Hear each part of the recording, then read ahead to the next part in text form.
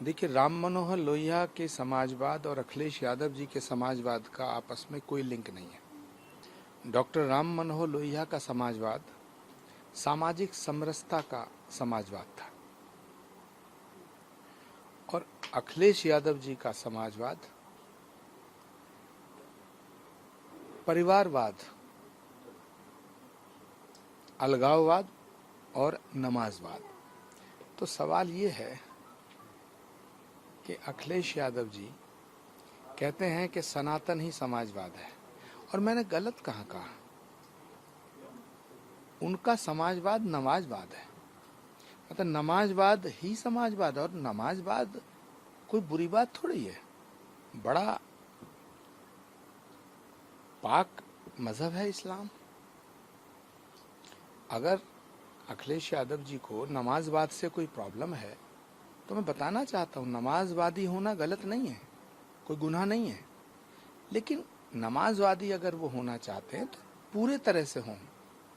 अब लाल टोपी लगा के नमाजवादी तो नहीं हो सकते ना, फिर जालीदार टोपी लगाएं, मजलिस पढ़ें।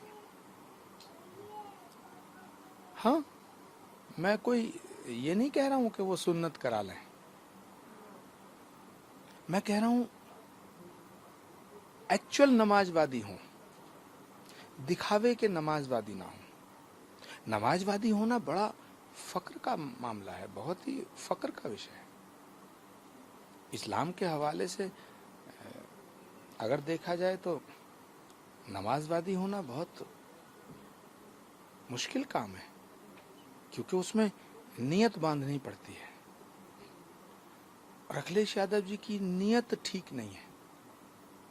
तो मैं सिर्फ इतना कहना चाहता हूं कि एक तो अखिलेश यादव जी का समाजवाद समाजवाद नहीं है, डॉक्टर लोहिया का समाजवाद नहीं है।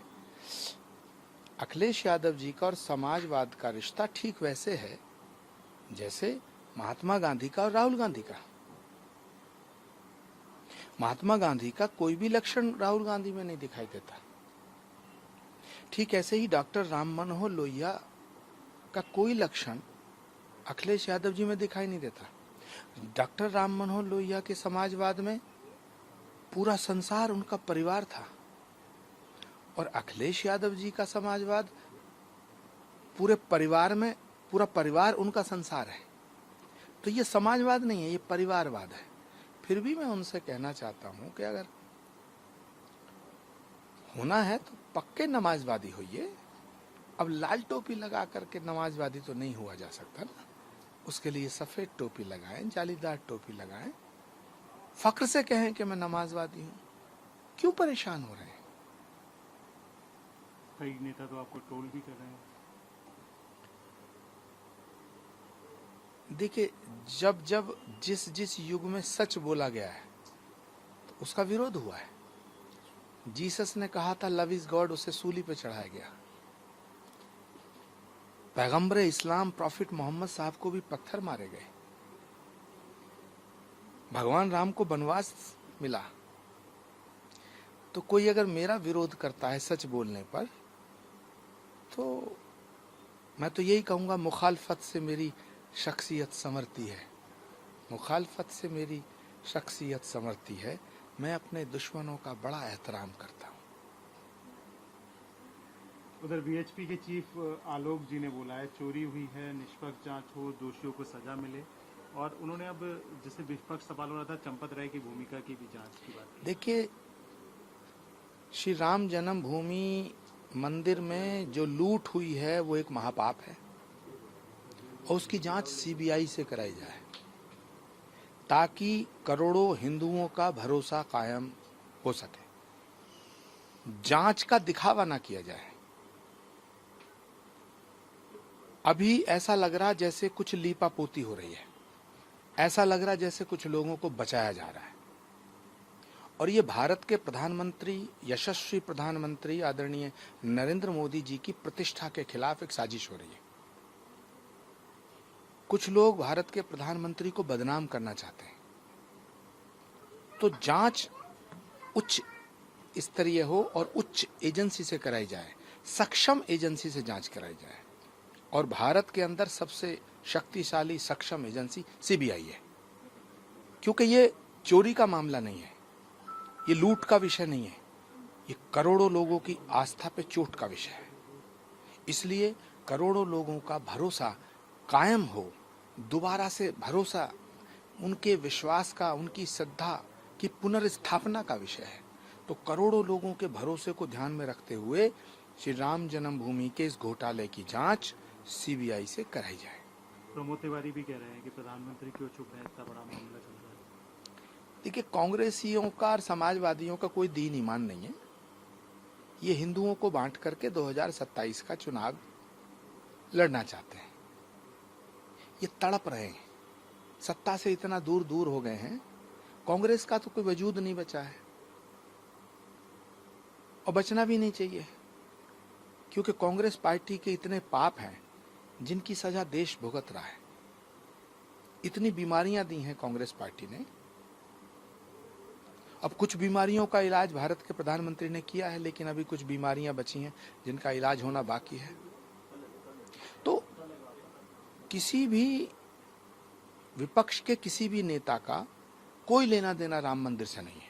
वो राम मंदिर को बदनाम करना चाहते हैं, भारत के प्रधानमंत्री को बदनाम करना चाहते हैं, हिंदुओं को बदनाम करना चाहते हैं, योगी आदित्यनाथ को टारगेट करना चाहते हैं और हिंदुओं को राम मंदिर की लूट के आधार पर बांटना चाहते हैं।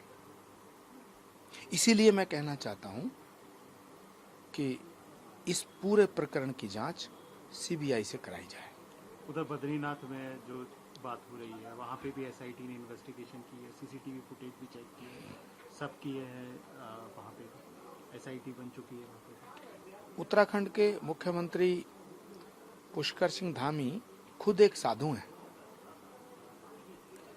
वो वेशभूषा से साधु नहीं है, लेकिन कर्म से, आचरण से, व्यवहार से साधु हैं। तो मुझे लगता है कि बद्रीनाथ में जो भी घोटाला हुआ उसको वो सही तरह से उसकी जांच होगी और हम भी चाहते हैं कि हो, क्योंकि धार्मिक स्थलों से इस तरह से अगर इस तरह के घोटाले होंगे तो लोगों के विश्वास को चोट लगेगी। उधर इमाम एसोसिएशन के अध्यक्ष मौलाना साजिद रशीदी, वो साहब कह रहे हैं कि जो है लड़कियों की देर से शादी होने से ही दुष्कर्म की घटनाएं बढ़ रही हैं, शरिया कानून लागू। देखिए, ये साजिद रशीदी साहब जो हैं देखने में लगते हैं मुसलमान हैं, लेकिन ये मुसलमान है नहीं। उनमें एक भी लक्षण मुसलमानों जैसे नहीं है। जो मुसलमान होता है वो झूठ नहीं बोलता, ये सबसे ज्यादा झूठ बोलते हैं। उधर निपेन मिश्रा साहब ने भी एक प्रेस कॉन्फ्रेंस की है, वहाँ पे कंस्ट्रक्शन कमेटी के चेयरमैन हैं। वो कह रहे हैं बड़ी शर्म की बात है और मुझे खुद बेइज्जती महसूस हो रही है और सिस्टम सुधारना बहुत जरूरी है। देखिए, जो खबरें आ रही हैं उनसे तो ये लगता है कि सिर्फ चंपत राय जी का और अनिल मिश्रा जी के इस्तीफे से काम नहीं चलेगा, पूरे के पूरे ट्रस्ट को इस्तीफा दे देना चाहिए। तो मैं नृपेंद्र मिश्रा जी की बात से सहमत हूँ। और केशव वेणुगोपाल साहब भी कह रहे हैं कि अयोध्या में राम मंदिर के चंदे में हेरा फेरी पे वो भी वही चुप्पी की बात उठा रहे हैं। सुप्रीम कोर्ट की निगरानी में जांच की बात चल रही है। देखिए, केसी वेणुगोपाल हों, जयराम रमेश जी हों या राहुल गांधी जी हों, ये चाहते हैं बिल्ली के भाग से छीका टूट जाए। हिंदुओं को बदनाम करने का कोई मौका नहीं छोड़ना चाहते। ये तो बड़े खुश हैं, अपने अपने ड्राइंग रूम में बैठ के बहुत ठहाके लगा रहे हैं कि राम मंदिर में लूट हो गई, अब बीजेपी को बदनाम करने का मौका मिलेगा, प्रधानमंत्री पर निशाना साधने का मौका मिलेगा। इनका राम से कोई लेना देना नहीं है।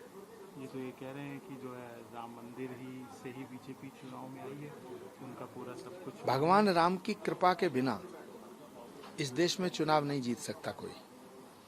नरेंद्र मोदी जी पर भगवान राम की असीम कृपा है, इसीलिए तो पूरा भारत उनके साथ है। और राहुल गांधी जी और उनके तमाम ये जो चंगू मंगू हैं, ये सब राम विरोधी हैं। इन्हें राम के नाम से नफरत है। ये कभी राम मंदिर नहीं गए, ये कभी राम का नाम नहीं लेते। तो जब राम का नाम लेने से तुम्हें दिक्कत है, राम मंदिर से तुम्हें दिक्कत है, तो राम के नाम पर ये राजनीति क्यों कर रहे हो? लूट हुई है, पाप हुआ है, उसकी जांच सीबीआई से होना चाहिए, पूरे ट्रस्ट को इस्तीफा देना चाहिए। लेकिन ये करोड़ों लोगों के, हिंदुओं के विश्वास का सवाल है। तो राम मंदिर की लूट पर बोलने का अधिकार सिर्फ हिंदुओं को है, विपक्ष के नेताओं को नहीं। उधर पश्चिम बंगाल में भी यूसीसी ड्राफ्ट कमेटी बन गई है, यूसीसी की तैयारी चल रही है। कैसा लग रहा है? वेस्ट बंगाल में क्यों, पूरे देश में यूसीसी लागू होना चाहिए। भारत में पैदा होने वाला प्रत्येक व्यक्ति भारतीय है और भारत का कानून सब पर एक जैसा लागू होना चाहिए। तो यूनिफॉर्म सिविल कोड लागू होना चाहिए, पूरे देश में होना चाहिए। पश्चिम बंगाल में क्या मानते हैं कि ममता बनर्जी के बाद ममता बनर्जी एक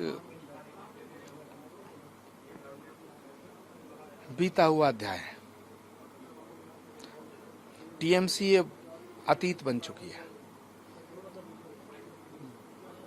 और 2027 के बाद समाजवादी अतीत बन जाएगी।